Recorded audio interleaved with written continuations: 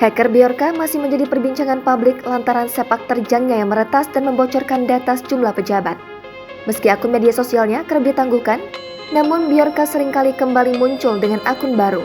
Beberapa akun milik Bjorka yang telah ditangguhkan diantaranya, yakni @bjorkanism, @bjorsanism, kemudian kini muncul dengan @bjorkanesian. Bjorka pun menjadi sorotan publik atas sepak terjangnya ini, dan hingga kini sosok Bjorka belum terungkap. Selain menyebarkan data pribadi, Bjorka juga kerap memberikan sindiran terhadap sejumlah pejabat, di antaranya seperti Puan Maharani, Erick Thohir, Luhut Panjaitan, Denny Siregar, hingga Mahfud MD. Bjorka pernah mengaku bahwa dirinya berdomisili di Warsawa, Polandia, dan memiliki teman asal Indonesia. Hal itu pernah ia tuliskan dalam sebuah unggahan Twitternya @bjorkanism yang kini telah ditangguhkan. Namun temannya itu tidak berstatus sebagai WNI karena kebijakan tahun 1965 meski sebenarnya ingin kembali ke Indonesia.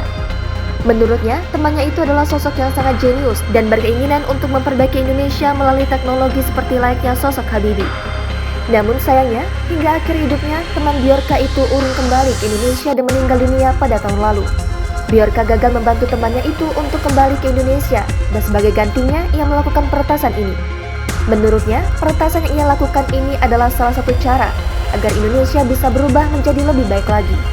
Bjorka mengaku ingin menunjukkan bahwa keamanan cyber yang dimiliki Indonesia sangat lemah dan mudah dibobol. Meski berasal dari Polandia, namun Bjorka sebenarnya termasuk nama yang familiar digunakan di Swedia dan Islandia. Kata Bjork berasal dari kata bridge di Islandia yang artinya pohon birch. Bjorka diucapkan Bjorka. Menurut Ansetri, nama Bjorka digunakan sebagai nama peternakan di Swedia dan Norwegia dengan Norslama birch. Nama Bjorka juga merupakan nama penyanyi Islandia mononim dengan gaun angsanya yang ikonik. Selain itu, nama Bjorka juga merupakan nama keluarga yang banyak ditemukan di Amerika Serikat, Inggris, Kanada, dan Skotlandia pada tahun 1880 dan 1920.